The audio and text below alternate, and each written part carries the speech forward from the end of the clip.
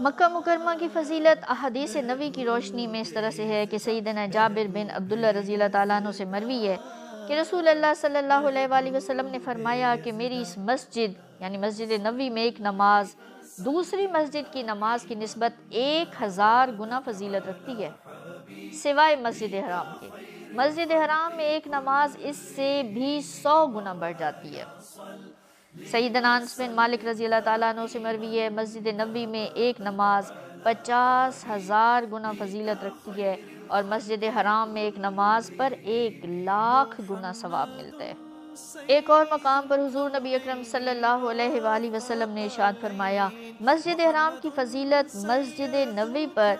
بالکل اس طرح ہے جس طرح باقی مسجدوں پر مسجد نبوی کی۔ اس شہر مکہ کی محبت حضور نبی اکرم صلی اللہ علیہ وآلہ وسلم کی رگوں پہ میں اس طرح سرایت کر گئی کہ مشرکین کے روح فرسا اور جاں گداز مظالم کے باوجود اس کی جدائی کا صدمہ ناقابل برداشت تھا۔ آپ کے دل میں کبھی سے چھوڑنے کا خیال تک نہ آیا تھا۔ جب نامساعد حالات کے پیش نظر اللہ جل جلالہ نے ترک وطن کر کے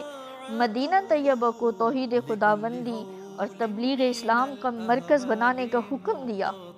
تو نبی کریم صلی اللہ علیہ وآلہ وسلم نے رات کی تاریکی میں جب ہر سو خاموشی اور سناٹا تھا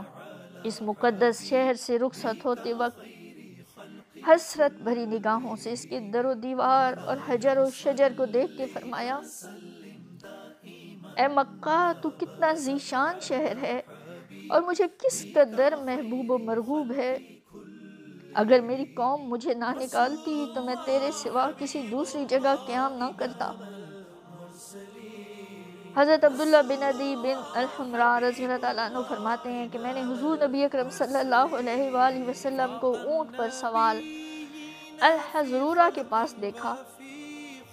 الحضرورہ حرم شریف کے دروازوں میں سے ایک دروازہ ہے۔ آپ مکہ مکرمہ کی طرف مخاطب ہو کے فرما رہے تھے اے مکہ خدا کی قسم تو اللہ تعالیٰ کی بہترین زمین ہے اور اسے تو بہت ہی پسند ہے۔ اگر مجھے یہاں سے نکالا نہ جاتا تو میں کبھی نہ نکلتا۔ سیدنا عبداللہ بن عباس رضی اللہ تعالیٰ عنہ سے مروی ہے کہ حضور نبی اکرم صلی اللہ علیہ وآلہ وسلم نے ارشاد فرمایا جس آدمی نے مکہ مکرمہ میں رمضان المبارک پایا اور اس کے روزے رکھے اور تراویح ادا کی تو کسی دوسرے مقام کی نسبت یہاں اسے 1,00,000 رمضان شریف کا اجر و ثواب ملے گا۔ اس کے علاوہ اسے ہر دن اور رات کے بدلے ایک غلام آزاد کرنے کا اجر بھی ملے گا اور ہر روز 2 گھوڑوں کا بوجھ اللہ کی راہ میں خیرات کرنے کا ثواب بھی عطا ہوگا۔ حضرت سعید بن جبیر رضی اللہ تعالیٰ عنہ سے مروی ہے کہ جو شخص مکہ مکرمہ میں ایک دن بیمار ہو گیا اس بیماری کی وجہ سے روز مرہ کے وہ نیک اعمال بجا نہ لا سکا تو اللہ جل شانہ اسے نہ صرف اس دن کے اعمال کے اجر سے نوازتا رہے گا بلکہ 7 سال کے اعمال کے برابر اجر عطا کرتا ہے۔ اگر وہ مسافر ہے تو اس کے اجر کو اس سے بھی زیادہ بڑھا دیا جاتا ہے۔ علامہ قزوینی ایک روایت میں نقل کرتے ہیں کہ رسول اللہ صلی اللہ علیہ وآلہ وسلم نے فرمایا کہ جس آدمی نے مکہ کی گرمی پر 1 ساعت بھی صبر کیا تو اس سے جہنم 100 سال کے فاصلے تک دور کر دی جائے گی اور جنت 200 سال کی مسافت اس کے قریب کر دی جائے گی۔ یہ شہر نہ تو مجھ سے پہلے کسی کے لیے حلال ہوا اور نہ ہی میرے بعد جنگ کے لیے ہوگا، میرے لیے بھی دن میں تھوڑی سی دیر کے لیے حلال ہوا تھا۔ اس مقدس شہر کے قبرستان جنت المعلیٰ سے قیامت کے دن 70,000 انسان اٹھائے جائیں گے جو بغیر حساب و کتاب جنت میں داخل ہوں گے۔ ان میں سے ہر ایک آدمی 70,000 لوگوں کی شفاعت کرے گا، ان کے چہرے 14ویں رات کے چاند کی مانند چمک رہے ہوں گے۔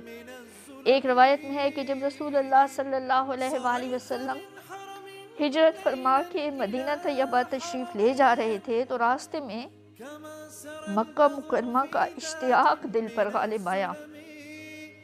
تو جبرائیل امین تشریف لائے اور عرض کیا